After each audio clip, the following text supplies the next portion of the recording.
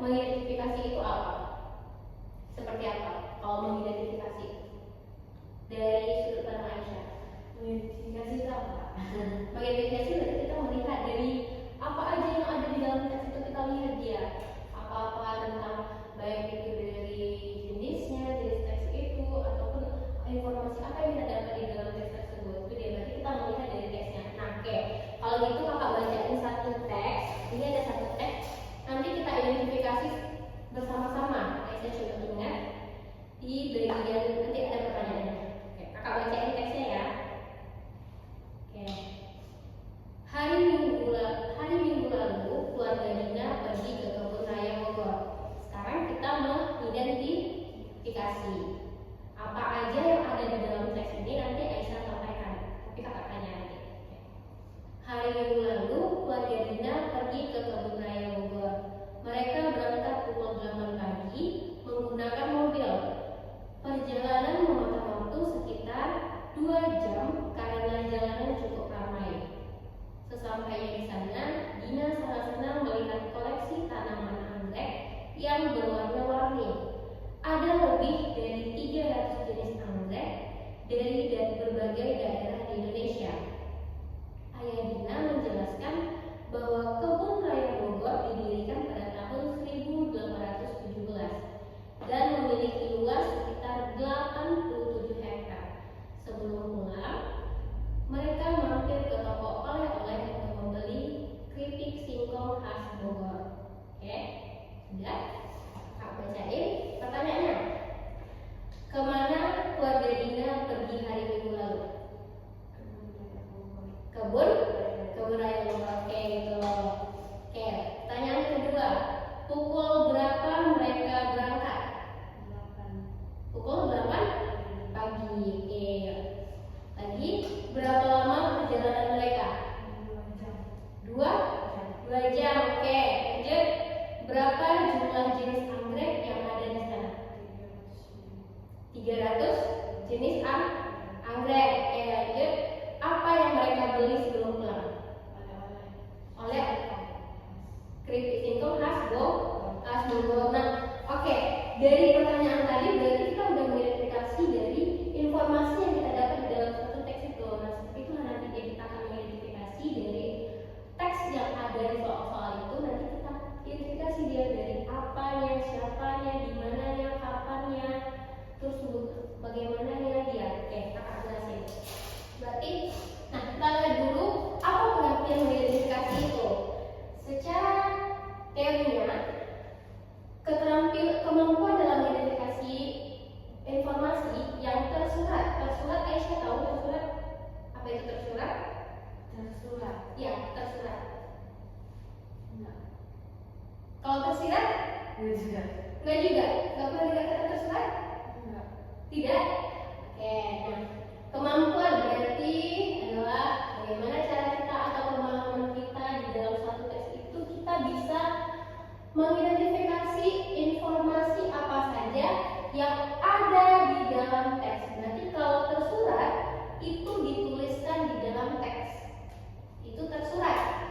Berarti tadi seperti kakak bacain tadi, berapa jenis anggrek yang dilihat mereka di kebun raya Bogor itu?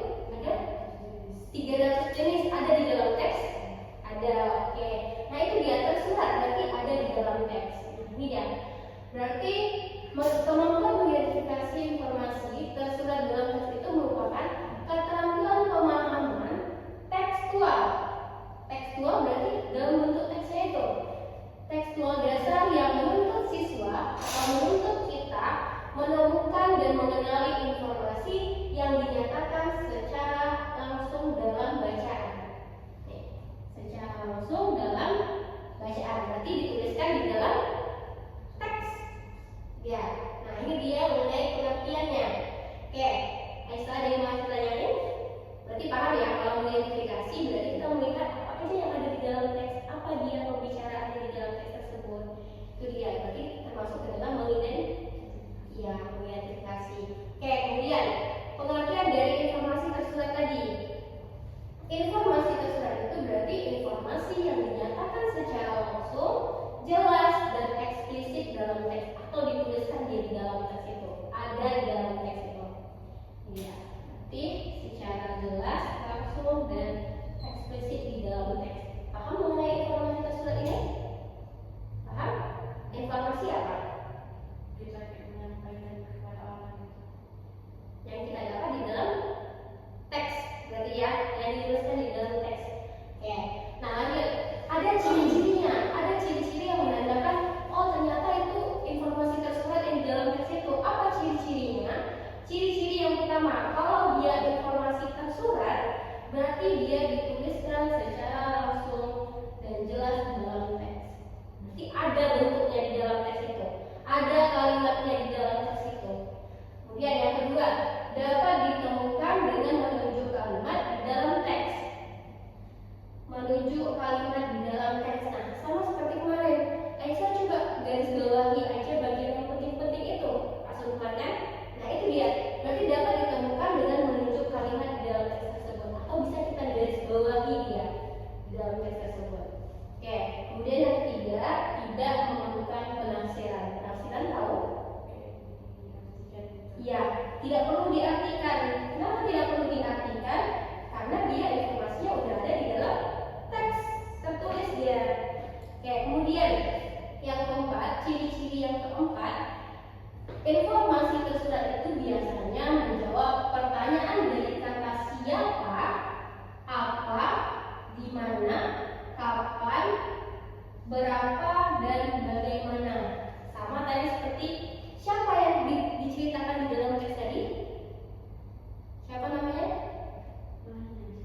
Dina. Ya, Dina. Oke, tentang apa? Tentang keluarga Dina yang pergi ke kebun raya Bogor. Oke, di mana dia? Di mana tempatnya? Di Bogor. Oke, kapan? Pada minggu lalu. Oke. Baru berapa jenis anggrek yang ada di kebun raya Bogor tadi? 300 anggrek. Oke. Terus bagaimana yang mereka lihat di dalam sana? Apa dia? Ada dia kalau seandainya informasi tersurat itu bisa menjawab pertanyaan dari siapa, apa, di mana, kapan, berapa, dan bagaimana ini. Ini dia pentingnya di sini. Nanti kalau ada semuanya di dalam teks termasuk di dalam informasi tersurat yang ini. Ada yang saya mau tanyain? Mungkin? Tidak ada? Eksplisit itu berarti ada di dalam teks itu, bisa kita garis bawahi atau bisa kita tandai di dalam teks itu. Nanti nyata ya itu. Ada yang menanya lagi? Tidak? Oke. Nah, akan lanjut ke bagian yang C, yaitu jenis-jenis informasi tersurat. Nah, informasi tersurat itu ada juga jenis-jenisnya, bukan hanya satu, tapi ada 4 jenis-jenis informasi tersurat. Yang pertama, informasi tersurat itu ada dia informasi faktual. Faktual tahu? Faktual. Kalau faktual berarti berdasarkan fakta atau berdasarkan kenyataannya dia. Faktual itu kata dari fakta. Berarti fakta atau kenyataan di dalam teks tersebut. Oke, kakak kasih contoh sama Aisyah. Yang faktual. Aisyah tahu fakta? Tahu? Jenis-jenis fakta tahu? Jenis-jenis kalau ternyata kalimat tersebut fakta tahu kan? Tahu. Oke, kakak baca ya. Gunung Semeru terletak di Provinsi Jawa Timur. Yang bagian mana faktanya? Memang terletak di Jawa Timur. Berarti fakta ya? Oke. Ketinggiannya mencapai 3.676 meter di atas permukaan laut. Oh iya, gak pernah bahas tentang Oh, Aisyah nggak tahu Gunung Semeru. Tapi kalau kita ketahui kemarin kita belajar kalau teks fakta itu kalau ada angka yang diterapkan di situ berarti dia termasuk dalam fakta. Berarti ketinggiannya mencapai 3.676 meter. Berarti termasuk ke dalam kalimat fakta. Nah, itu berarti informasinya itu faktual di sini. Atau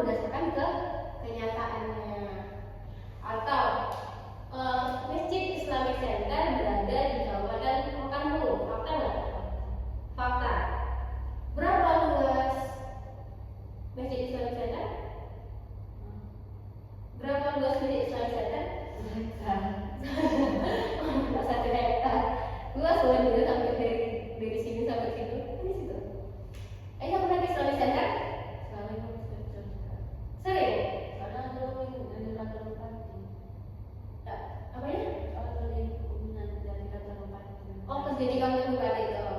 Kayak mana Islam jadi Islamic pesantren itu menurut Aisyah? Kalau dulu bagus, sekarang nggak apa yang sudah agak pendek kayak dulu. Jadi oh yang di tengah-tengah itu dekat kolam itu. Oke. Nah, kalau itu termasuk fakta nggak yang Aisyah bilang itu? Fakta? Fakta kan? Berarti memang ada di sekarang kan karena banyak inovasi itu memang ada di situ. Berarti bisa kita lihat kenyataannya atau bisa kita buktikan kenyataannya. Berarti termasuk ke dalam fakta di sini. Nah itulah dia informasi faktual itu. Paham sampai sini? Ada yang Aisyah mau tanyain? Enggak? Oke, kita lanjut. Kemudian ciri-ciri yang kedua, informasi tersurat itu berarti informasi yang deskriptif. Tahu deskriptif? Deskripsi tahu? Kayak menjelaskan gitu. Iya. Nah itu dia. Deskriptif itu dari kata deskripsi dia. Kan kalau dulu kita belajar tentang kalimat deskripsi, ya kan? Teks deskripsi. Nah di sini juga di dalam informasi tersebut itu juga ada informasi deskriptif atau deskripsi dia. Berarti informasi yang deskriptif ini informasi yang menggambarkan ciri-ciri, sifat atau karakteristik dari objek tersebut. Oke, gimana ciri-ciri dari Masjid Islamic Center itu? Luas. Oke, kemudian apa aja yang ada di situ ciri-cirinya? Mungkin ada yang menara atau itu? Bisa pernah naik atas nggak? Sering? Iya.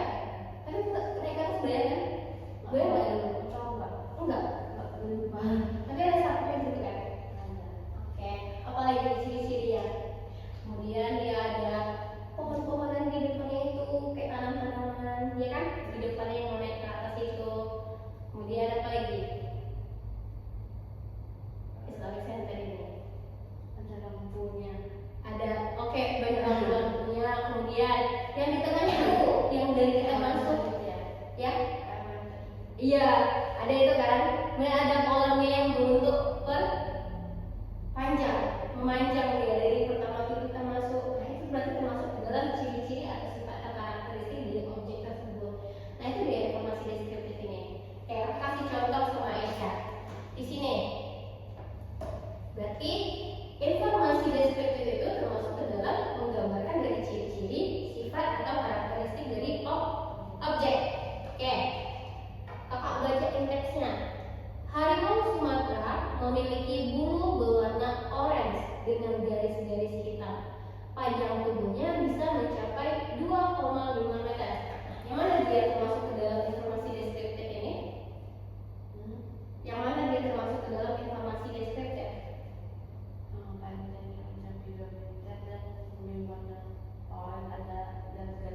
Nah, ya itu dia. Oke, kakak kasih sampelnya ya. Berarti tadi 1, ini sekarang. Oke, paham Aisyah sampai di sini? Ada yang Aisyah mau tanyain? Tidak? Oke, lanjut. Kemudian jenis-jenis yang ketiga dari informasi tersurat ini dia informasinya itu kronologis. Pernah dengar kata kronologis? Pernah tapi tidak tahu pastinya.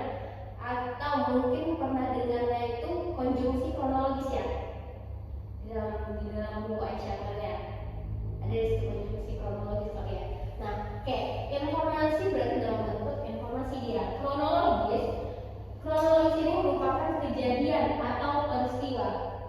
Kronologis itu berarti informasi kronologis adalah informasi tentang urutan kejadian atau langkah-langkah dalam peristiwa. Oke, ada yang mau tanyain? Tidak? Paham mengenai kronologis ini? Berarti tentang kejadian atau langkah-langkah di dalam peristiwa. Oke, kakak bacain contohnya lagi. Nah, biasanya informasi kronologis ini digunakan untuk apa? Kalau di pembelajaran Aisyah sebelumnya mungkin ada teks, nama teksnya apa? Teks. Iya itu. Bukan.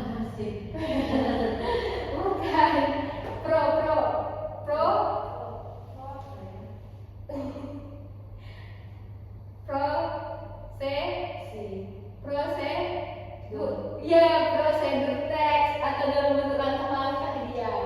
Yang kakak baca ini contohnya. Nah, ini tentang suatu proses. Pertama, cuci beras hingga bersih. Kedua, masukkan beras ke dalam penanak nasi. Ketiga, tambahkan air secukupnya. Terakhir, tekan tombol masak dan tunggu hingga matang. Nah, mana dia informasi tersuratnya itu? Masukkan nasi ke dalam tanah.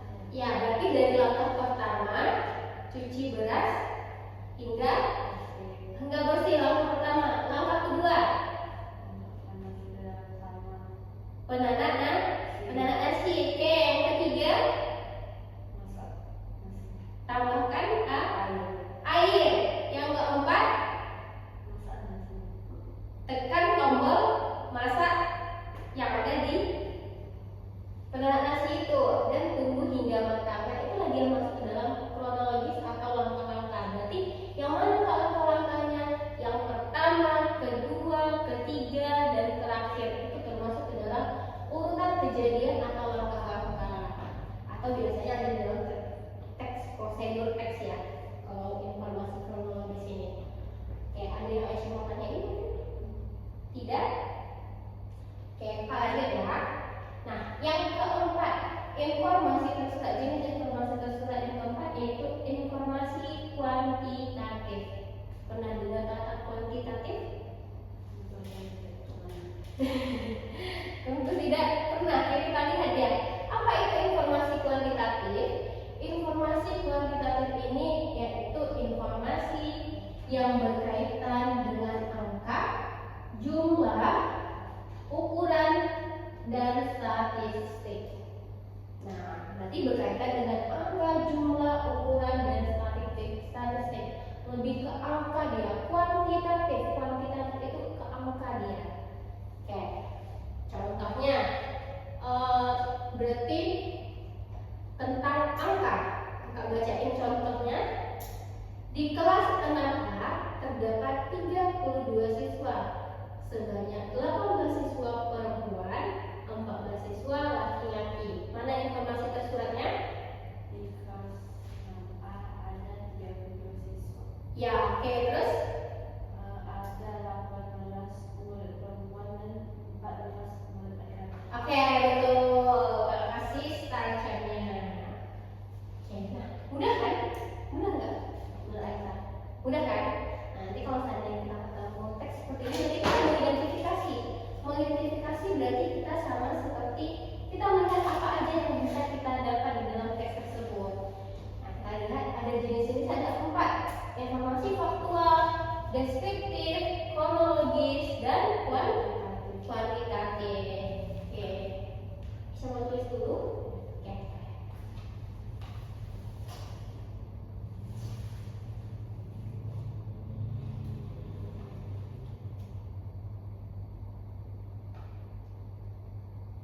Kakak absen dulu ya.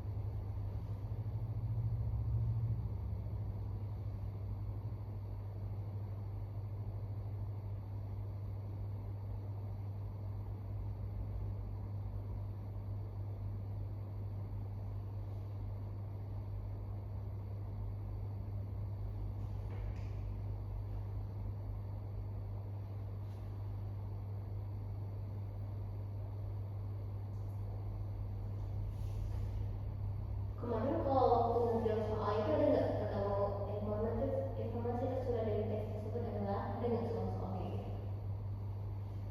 Ada nggak? Nanti kita lihat coba contoh soalnya ya. Aisyah bawa HP? Aisyah kalau di rumah nggak dapat HP? Dapat. Coba aja ngerjain soal itu kalau dapat HP. Akhirnya Aisyah nggak dapat HP. Coba aja, coba dikit-dikit biar tahu. Oh, kalau ada salah malas. Apa aja ya kalau salah kan besok kan screenshot nanti kita kakak jelasin. Atau ada bagian-bagian yang susah kurang dipahami screenshot aja nanti kita bahas.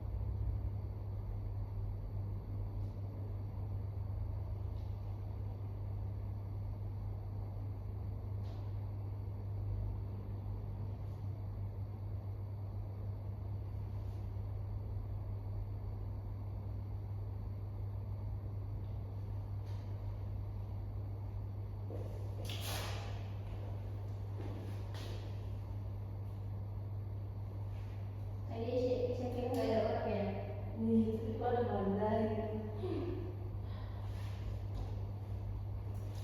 Tadi kalau di depan, jadi nggak memasukkan. Terus kita nanya Aisyah, rupanya Aisyah udah di depan.